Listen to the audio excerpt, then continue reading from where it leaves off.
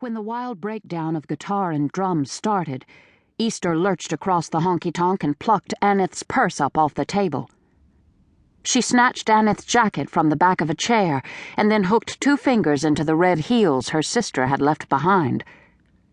She didn't know any of the people sitting at Anneth's table, and they didn't even notice her. They were all drunk and laughing and caught up in the music.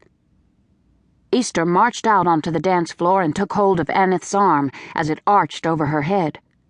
She jerked Anneth around hard and grabbed her by the crook of her elbow. "Let's go," Easter said, but her words were lost to the loudness of the place. She pulled Anneth across the floor and hustled her out through the milling crowd. Easter hit the door with a flat palm and it swung open, just missing 2 men standing on the other side. Outside it was cold, and all was covered in a starless night sky. The air smelled of an oncoming snow. "Take your damn hands off me!" Anneth screamed.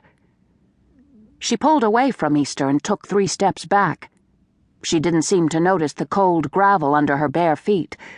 She touched her elbow lightly with her fingertips, as if Easter had harmed her there. "What the hell do you think you're doing?" Easter took a long time to collect herself. She was so mad that she was out of breath. She was too angry to speak right now, anyway. If she said anything too quickly, words would spew out that she wouldn't be able to take back. She stood there looking Anneth in the eye, breathing hard, for a long moment before she spat out her words. "You are 17 years old, Anneth." "So what?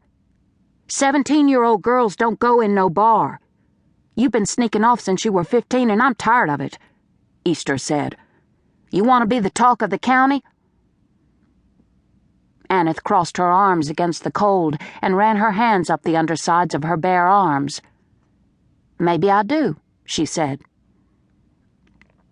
Easter let out a sigh and tossed Anneth's jacket toward her. Anneth caught it with one hand and shoved her arms into it furiously. Easter fumbled around with one of the 2 purse straps she had on her arm. "I got your purse, too," she said, trying to pick the tangled straps apart.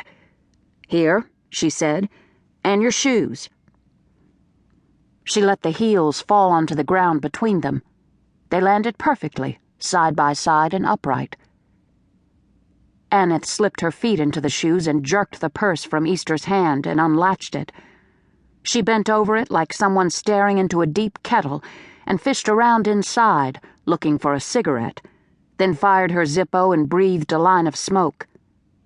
She put her purse strap on her arm, turned, and walked away. "If you think you'll get a man acting this way, you're bad wrong," Easter said. Anneth twirled on one heel. "You think I care about getting a man?" she said, smirking. "I don't want no man." "What else would you come to a bar for? We've all been worried to death, and I've been out all night looking for you." Anneth rolled her eyes and exhaled smoke like a movie star and crunched through the graveled parking lot, her heels grinding. "Answer me," Easter said, almost in a holler. "Why'd you come here?" "To dance," Anneth said. "That's why." Anneth got into Easter's car. She slammed the door hard and the glass rattled in the doorframe. The windshield had frosted over and Easter had to sit there a minute and let the glass warm up. The wipers scraped across in long, monotonous moans.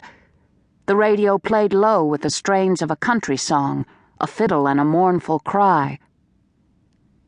She sat there for a long moment without saying anything, concentrating on the groaning wipers.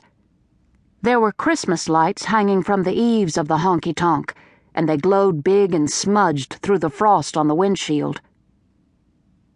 Anneth sucked hard on her cigarette, and the tobacco cracked and popped.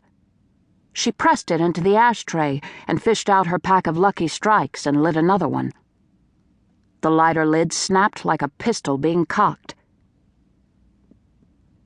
The window was only half defrosted, but Easter put the car in reverse and backed out anyway. She drove slowly down the mountain, hunched over.